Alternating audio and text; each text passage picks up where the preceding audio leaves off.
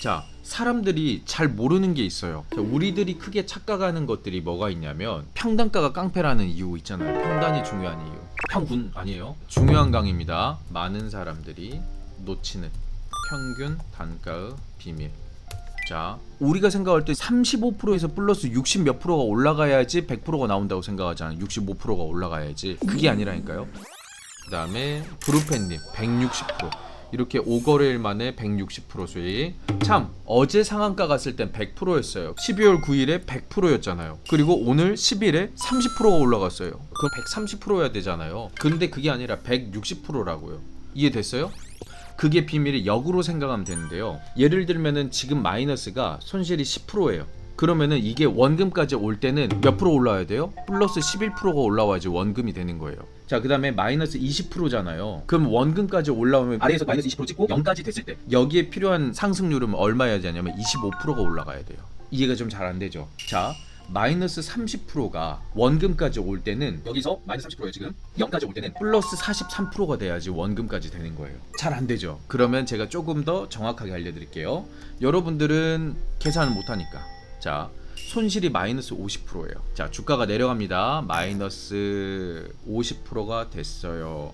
자, 10,000원짜리가 5,000원이 됐어요. 그래야지 마이너스 50%잖아요. 그럼 이게 다시 올라가서 플러스 50%가 되어야지만 여러분들은 10,000원이 도달을 한다고 착각을 할 수가 있는데요. 5,000원에서 플러스 50% 올라가면은 10,000원이 아니라 7,500원이 돼요. 고로 올라갈 때는 50%만 올라가는 게 아니라 플러스 100%가 올라가야지 되는 거예요. 그래야지 원금이 되는 거예요. 이해가 됐죠? 이게 평균 단가의 계산법이에요. 마이너스 50%짜리가 똑같은 원점이 왔는데 100%가 된다는 거예요. 우리도 그렇잖아요. 중장기 투자가 내려올 때 매수를 하잖아. 올라갈 때 1, 2, 3, 4가 아니라 내려올 때 1, 2, 3, 4를 적용시키잖아요. 그러니까 평단가가 내려가니까 다시 본절까지 갔을 때는 그 퍼센트의 배가 된다는 거예요. 여러분들이 지금 여기에서 어떤 종목을 샀을 때 그리고 마이너스가 돼가지고 마이너스 50%의 추가 매수를 했을 때 원금까지 오지 않고 절반 정도만 올라와도 내가 본절이 되고 여기까지 올라왔을 때 100% 200% 수익이 될 수 있는 게 바로 이 비밀 때문인 거예요. 근데 사람들이 이걸 몰라요. 우와, 미쳤다. 맞죠? 이게 맞잖아요. 10,000원짜리가 5,000원이 되면 마이너스 50%인 거 알잖아요. 근데 여기에서 누군가 손절했을 때 내가 사잖아요. 10,000원에 팔잖아요. 그러면은 나는 플러스 50%가 아니라 플러스 100%가 된다는 말인 거예요. 그러니까 지금 뭘 말하고 있냐면 여기에서 물린 사람은 100% 올라와야지 겨우 본절인데 여기에서 산 사람은 물리지 않고 산 사람은 그 사람들 원금까지 갔을 때 그 사람이 0일 때 나는 100이 될 수가 있다는 거예요. 평균 단가가 낮으니까. 그러면은 여러분들 생각을 할 거예요. 우와, 여기서 사는 게 진짜 중요한 일이네 라고 생각을 합니다. 근데 여기서 살려고 한다면 가장 중요한 게 뭐가 있어야 돼요? 예수금이 중요한 거예요. 예수금이 있어야지 평단은 분할을 할 거 아니에요. 근데 예수금 자체가 여기 내려왔을 때 없어버리니까 매수를 못 하잖아요. 그래서 중요한 게 뭐예요? 비중, 분할. 그 다음에 여기서 더해서 매수가 들어가는 거죠. 분할 매수, 비중 분할 똑같은 말이잖아요. 그래서 제가 항상 비중을 남겨두세요, 비중을 남겨두세요 말했던 거예요. 근데 설명해주면 아는데 우와 신기하네 그러는데 몰라요. 사람들이 또 까먹어요. 왜? 이 비중 분할에 대해서 그 심각성을 모르니까.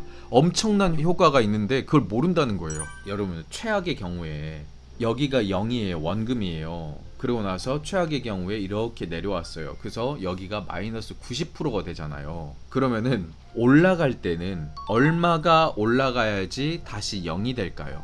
자, 10,000원짜리가 있어요. 마이너스 90% 됐으면 얼마 된 거예요? 1,000원이잖아요. 마이너스 90%. 그럼 다시 10,000원이 될 때까지는 얼마가 올라가야 돼요?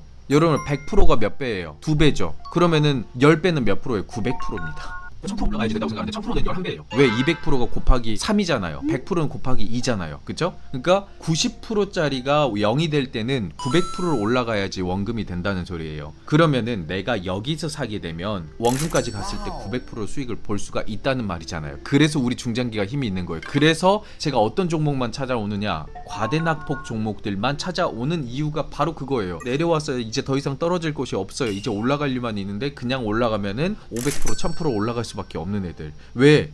어려운 일이 아니거든요. 왜?